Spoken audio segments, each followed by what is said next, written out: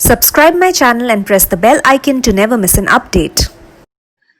Hello everybody, welcome to Daydreamers with Himika, and today I have somebody who I don't even need to introduce.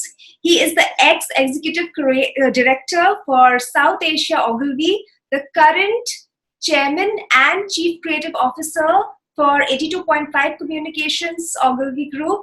He has created brands like Pond's, Dove, and what do I say? Actor, model, currently the English nut. And for people who are not from the advertising and more glamorous industries, he's the man who almost married Deepika Padukone in Piku. Welcome, Sumanto Chattopadhyay. Welcome to my show. Thank you so much, Himika. Thanks a lot. It's a pleasure being on your show. Thank you so much. So, Sumanto, my show essentially revolves around startups, new age, unconventional talents. So, while you have worked a lot with big brands, my first question to you today is that with more and more startups entering the ring, are advertising agencies ready and reacting the way they should to this, huge number of startups entering the market every year? I think the answer to that is yes and no. In the sense that yes, in the sense that finally we are a service industry, so we have to, I would say, fall in line with the thought processes of a startup. Having said that, to go into the where we face a problem at times is I find that of course this is not a blanket statement, but I find with some startups they don't really get advertising, and they have an unreal expectation from advertising. So if you're launching a brand and if you're building a brand, it's not like you put out an ad and overnight you have the results. You can have certain very specific results like that, but to truly build the brand, it's something that it's a long haul. It's not something that happens in one quarter. It takes a year. It takes years to really build a fantastic brand. So I don't think that people in startups have the patience for this. They want instant results. So I think there's nothing wrong with wanting instant results, and there is the kind of advertising that can also deliver instant results. But I think that this awareness and understanding of a brand which has to be built over the long haul is something which I find lacking in startups. Not meaning to offend any specific startup, but I think some of them are doing fantastic. And also, I don't know what to call a startup, because Swiggy was a startup, and now it's like, I don't know if it still qualifies as a startup because it's established and it's doing so well. And that's an example of a brand which does great advertising, right? And talking about, there is the classical advertising, possibly the world that I come from, which is TV, broadcast, and all of that. One of my favorite Swiggy campaigns is the Voice of Hunger campaign, where basically it was a challenge. It was a Voice of Hunger challenge where they told consumers to make these weird sounds, record these weird sounds, and basically with the visual representation of the sound waves to create the visual of like a food item like shawarma or something like that, and if you come close you win a prize. So I thought this was a fantastic example of a new age campaign using technology, AI, everything to do something which, like, I don't think a campaign like this would have been possible some years back. Nobody could have even thought of that. So I think that's like and generally I think all the advertising that this brand does is something that strikes a chord with consumers, because they use humor, they use storytelling. And I think the important point to note here is that so I gave you one example of their data-driven campaign. I'll give you another example of a more standard video ad, which was, when this couple is going out for dinner and their daughter is at home, their teenage daughter, and suddenly this good-looking guy comes at the door, and the daughter comes and says, "Hi, come in," and he's like asking the wife what's going on, and she says, "Guitar teacher." So he says, he tells her, "You go, I'm staying home," and he orders from Swiggy. because he wants, and then he's shown like supervising, chaperoning his daughter because he doesn't trust her with this guy. So it was very funny. Now this is like a conventional storytelling, humor-based video ad, TV commercial. Whatever. I'll give you an example of something that I had worked on a couple of years ago. So we actually created this campaign called Lafaddu Mat Bano, and that it featured these two very funny comic actors, Baman Irani and Varun Sharma, as father and son, and it's all about this son who's not so bright, and he's supposed to look after his father and order medicines for him, and he keeps forgetting, and he's still stuck in the past where he has to go to the store, get medicine, or make an appointment, and the father keeps saying, "Oh, look at my son, he's so hardworking, he likes to do things the hard way." And he's very sarcastic, and it always ends up with Baman Irani calling his son Varun Sharma a Lafaddu. And Lafaddu Mat Bano became this kind of catchphrase which was hugely popular. Unfortunately, we don't work on that brand anymore. But when working on that brand, one thing I realized was that when we did the first ad, they were like, "Okay, now we want to see the results tomorrow." So that's when I realized that they do not have an appetite for long-term brand building, and probably after a year then they changed the campaign, they changed the ad agency, and an international campaign which was a real favorite of mine. It's a few years old, and that's from Spotify also, I guess you can say was a startup, a very successful one. And talking about new age campaigns, they created this wonderful outdoor campaign, hoarding campaign. Now hoardings are seen as a very old world, classic era advertising medium, but what they did was something really brilliant, because they have so much data available to them that they actually found very interesting statistics. Now statistics can be boring, but they found that there is a consumer who listened to a particular song, say like I don't know, like 500 times or whatever. I'm just going to tell for example, one of the hoardings said, "Dear person who played sorry 42 times on Valentine's Day, what did you do?" There was another one which said, "Exercise more conventionally than the 46 people who put slow hands on their running playlists." So these were just really humorous lines, and normally you think of statistics and numbers being really boring, but they use these numbers and statistics that they had at their disposal due to the fantastic data collection that they had, to create these very witty hoardings which they put up all over.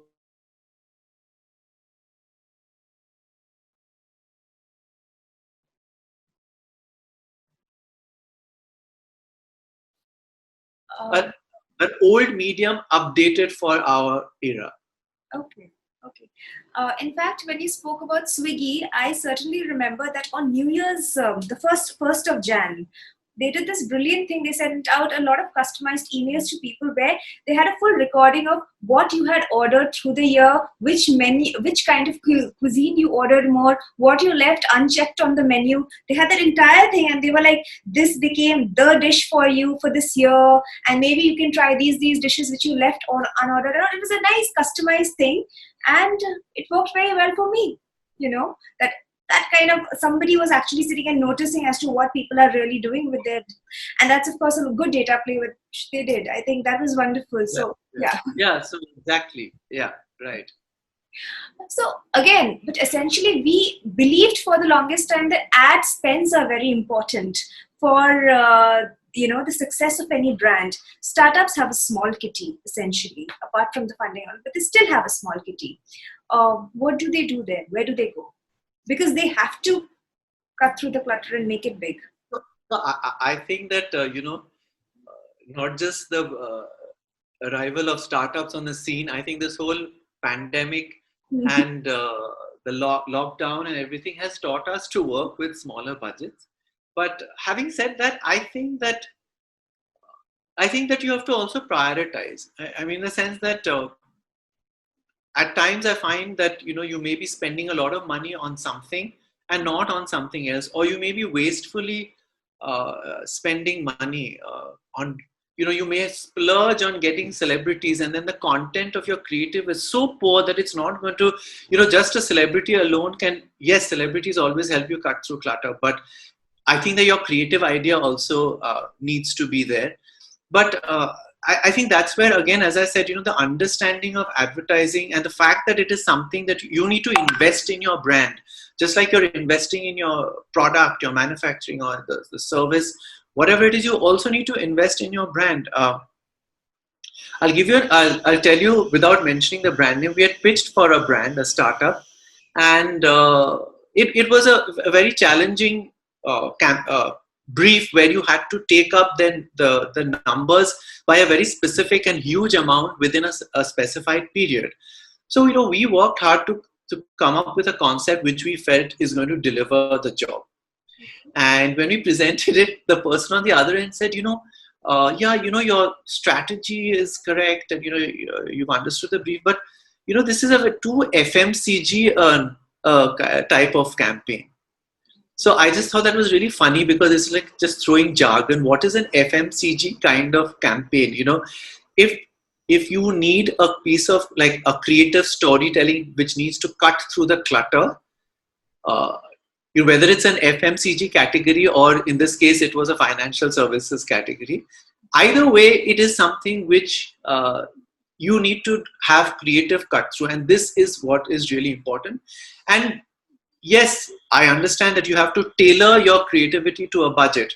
If you know that this is the amount that, and I think that what would be really great, I would think, is that the startup should be very clear that this is my production budget. If your budget is limited, then you have to put creativity in how you're going to work around that budget. So I think that's the important thing, to know what is the amount that you're working with. And there are many different options. Of course, what I would also say that there is a threshold level of spend which is required to create successful advertising. For example, if you want to create premium imagery, you have to spend money on production costs, because it is the money that you spend in the production costs that gives you a premium look and feel. Yes, you can do it at a lesser amount, but below a certain amount, it compromises this entire premiumness or luxury feel that you're trying to create. So these are, you have to balance the two things. I also want to ask you another question about, since we spoke about brand ambassadors and the spend. Yeah. What social media also did is it created an army of influencers like never before. And a lot of brands, especially a lot of startups, are going to influencers now. Are influencers replacing celebrity brand ambassadors? And do you think this culture will go on for quite some time? Do we see this staying?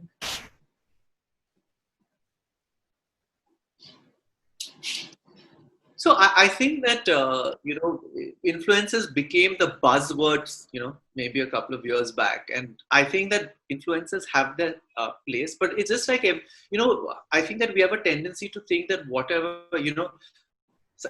AI becomes the buzzword, and then you think that everything has to be about AI. Big data was the buzzword. I think everything has its place. And once the dust settles, that, yes, I don't think that influencers can completely replace celebrities. It depends. Again, I think that if you're working with a smaller budget, and for example, if you need to target people regionally, then you can go to a local influencer, for example, who's not a national celebrity.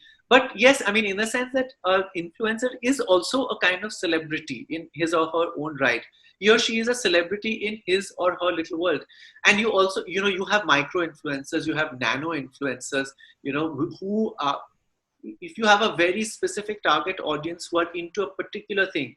I mean, if it's about baby care, for example, and baby care products, and there is somebody on Instagram who's created a successful following, not like in the millions, but in the maybe just in the thousands or 100,000. But those people, those followers are actually interested in what that person, the followers of that influencer are interested and very mindful and focused on what that person is putting out because they trust and believe in that person. Whereas if a celebrity comes and says, for example, buy this for your baby, you just think, okay, this person has been paid to say so. So if you can build up a strong, loyal following of people who really trust and believe in you, and it's a very specialized area, for example, then I think that an influencer can play an absolutely fabulous role there. I mean, if you get a mega celebrity, if you get Kim Kardashian, for example, I mean, there are every sort of tweet she puts out will probably, or every post she puts out will get hundreds of thousands of likes. But do they mean anything if a brand gets her to talk about a particular product and hundreds of thousands of people? You don't know how many of that actually translates to sales or conversion. So I think that to answer your question, I think influencers are here to stay. They're not going to replace celebrities. I think celebrities have a huge role. I mean, for example, when you're launching a new brand that nobody's heard of, and Amitabh Bachchan endorses that brand, overnight he can, just by him saying the brand name and talking about it, can become a household name. So there is that role that a celebrity can play. There is a role that influencers can play, and I think that there is a role for advertising and creativity and communication which is devoid of celebrities, which can also play an equally and often more effective role. Okay. So we spoke about social media, startups, influencers. It's very important that I talk to you about the English nut now. I understand the English part of it, but when we talk about people and we say he's such a nut, so why did English and nut come together to explain English? Yeah. So I think when you say that, some so-and-so is an English nut, it means that so-and-so is obsessed with that. What's the difference between letter and alphabet? And did you know that the name of an English river has a possible Indian language connect? Does the world need more English nuts like me? That when I say that I'm an English nut, it means that I'm really obsessed with the language. So you say I'm crazy about something. So I'm crazy about English. So I'm the English nut. So that's where that particular phrase comes from. So no wonder you and Shashi Tharoor came together very recently to talk. Right. On English So, nut. honestly speaking, when I started, so this is my startup, the English Nut, and I started it January of 2019. So it's going on to 2 years now, and it's been like an amazing journey because I think that for me, somebody, I'm what I call people like me, like the dinosaur advertising people. I come from the era before social media became a big thing. So I think for me, the English Nut, apart from anything else, it was a first-hand learning experience of running a social media channel, how it works, what do people respond to, what do people not respond to. I mean, we in our profession, we're constantly advising our clients or creating campaigns for social media for them. So it's great to be on the other side and know, okay, if I do this is the impact that it's having. So that's been an amazing part of this journey. And you mentioned Shashi Tharoor. When I started a channel on English, I said, if there's one, and I don't, I've never had any other guest on the show. I said, okay, if I have to have a guest, it has to be Shashi Tharoor because he is the big daddy of all English nuts. In the Indian census, I'm not considered an English speaker, since the census only asked me what's my mother tongue. Pursued because we had to get in touch with him. How do you get through to his managers? How to get his time, and it took us a good amount of time to be able to get an appointment with him. And it was like one fine day here we flew to Delhi to his house and shot this interview. So it was a really quite an amazing experience. And it really, of course, it brought a lot more people to my channel because he's like such a big celebrity, right? So having an interview of the big daddy of English nuts on my channel helped grow the channel a lot more. Did he unleash any new words at you? Well, yeah, in the sense that I asked him, I said, give me a scoop. And So he actually initially, I think, was talking about some of the words like defenestrate and all that, which he has already said elsewhere. Uh, then, there was a word I'm trying to remember. I'm suddenly blanking it out. It was in a political context, and yes. So, there was the non-aligned movement which India was a part of. And he said, I introduced a term called multi-alignment. And which is, it's more of a political term. It's about if your country has non-alignment meant that in those days it was the era of the Cold War. And the non-aligned movement was saying that, most countries either were aligned to the US or the USSR. And you sort of chose sides, and India said, no, we don't want to be on anybody's side, we want to be non-aligned. And then then Shashi Tharoor came up with this thought of multi-alignment, which means that you're aligned to many countries. You could be aligned to the UK, US, Russia, Germany, and China equally. So he said that, when he the term, it didn't really catch on, but he has noticed recently that he has heard Russians also use it. So multi-alignment was the new term that he introduced me to. Multi-alignment. Okay. Yeah. So I would also like to understand that, see, it is a Hindi-speaking nation essentially, not just a Hindi-speaking nation, but many languages. English isn't really the first language of this nation. Yeah. So how are people reacting to English Nut? And what has your learning been in the journey so far? Yeah. So I'll tell you, I completely agree. And in fact, in a way, I would say this goes against the trend because, whenever you're reading an article about all the numbers and the statistics about how, more and more now people are accessing the internet through their native language, through their mother tongue, and not English. English has, there are far few, if you put out content in English, it has far fewer takers. The OTT platforms which have Hindi content or Bengali content or Tamil content have, far more takers. So in a way, I had to ask myself, why are you sort of going against the grain? But truth be told, you have to do something which you have expertise in and you have a passion for. I could never be the Hindi nut, right? I could never start a channel about the Hindi language because I do not have expertise on that language. So I said that, for the better or for the worse, let me start the English Nut. And so therefore it has been slow to take off, and I won't still say that it's fully taken off, but it is now really, quite quickly getting discovered by more and more people. And so you ask, what is the relevance of English? I think that English, there's a lot of politics around language in our country. There will be politicians who want to impose Hindi, for example, on the entire countries, and Bengalis and Tamils will say, no, we want our own language. And then people will say that, English is a foreigner's language. It was a colonialist language. But the reality is that no matter what we say, the same politicians will be sending their kids to an English medium school. So I don't think that we should look at language through political lens. I think for me, English is a beautiful language. I have learned this language well. And I think that there are a lot of people who want to learn this language. I'm not saying you learn it to the exclusion of your mother tongue.